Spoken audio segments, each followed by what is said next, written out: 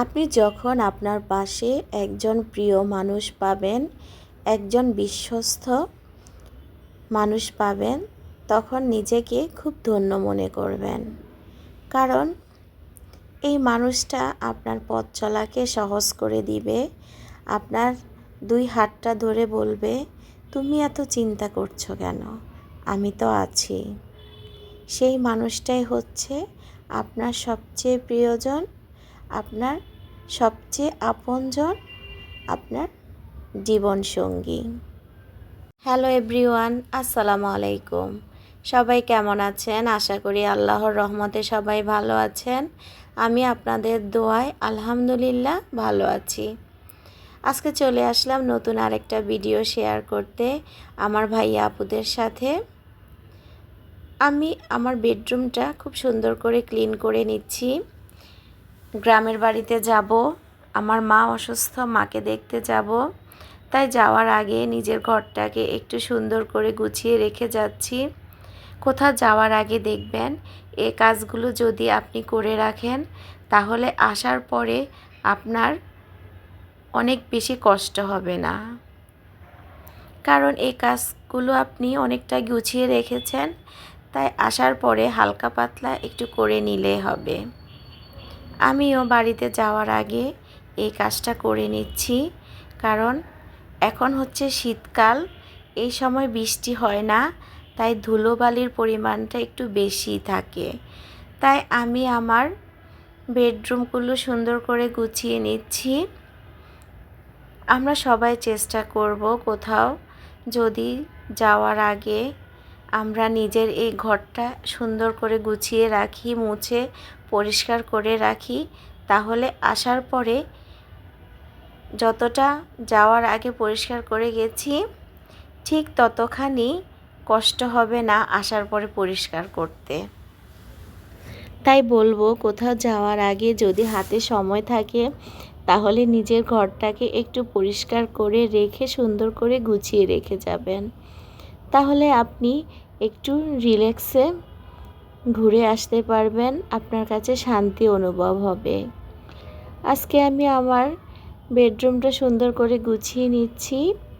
তারপর আবার রান্না করতে হবে, যাওয়ার জন্য একটা প্রস্তুতি আছে, ব্যাগ গোছাতে হবে।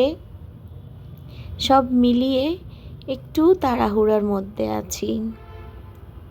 আমার প্রিয় মিষ্টি আপু ভাইয়ারা, প্রতিদিনের মতো একটা কথা আপনাদেরকে বলবো। প্লিজ যারা এ পর্যন্ত আমার সাথে ছিলেন, আমার ভিডিও দেখা শুরু করেছেন, একটা লাইক দিয়ে শুরু করবেন। আপনাদের একটা লাইকে পারে আমার ভিডিওকে আরও অন্যান্য ভাইয়া আপুদের কাছে পৌঁছে দিতে। আজকে দুপুরের আয়োজনে ছিল করলা আর আলু দিয়ে ইলিশ মাছের মাথা দিয়ে রান্না করছি, আর এখানে ব্রয়লারের মুরগি রান্না করছি আলু দিয়ে।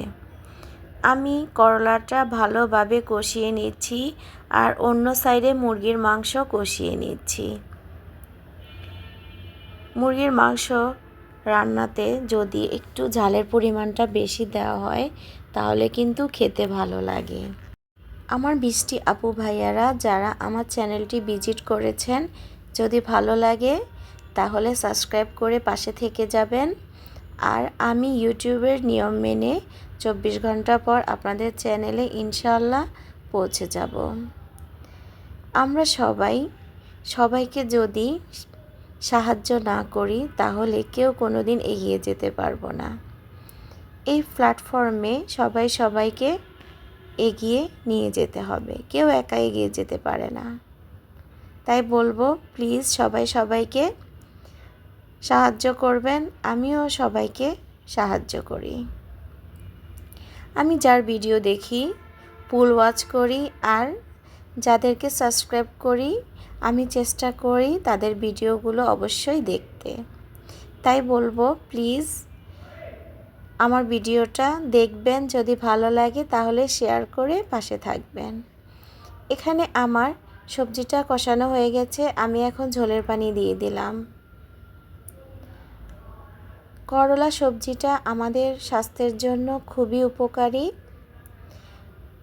আমরা সপ্তাহে 2 দিন হলেও চেষ্টা করব এই সবজিটা খেতে।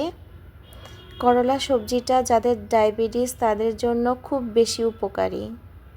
আমার আজকের ভিডিওতে খুব বেশি বাইরের শব্দ শোনা যাচ্ছে, প্লিজ কেউ কিছু মনে করবেন না। আমার বাসাটা হচ্ছে মেইন রোডের পাশে, তাই মেইন রোডে এত গাড়ি চলে এজন্য খুব শব্দ হয়। এখানে ব্রয়লারের মুরগির মাংসটা কষানো হয়ে গেছে, এখন আমি ঝোল দিয়ে দিব। আমি গরম পানি করে রেখেছি, এখন আমি গরম পানিগুলো দিয়ে দিচ্ছি।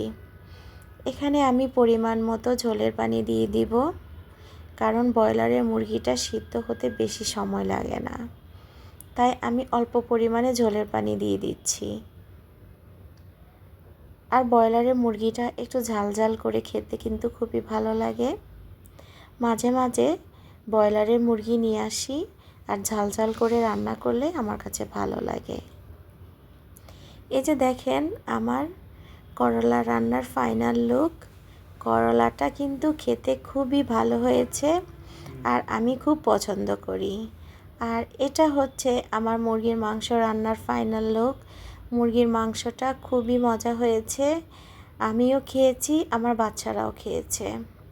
আপনাদের ভাইয়া কিন্তু মুরগি খায় না, তাই আমি তার জন্য করলাটা রান্না করেছি, আর সাথে কিন্তু ডিম ভেজে নিয়েছি।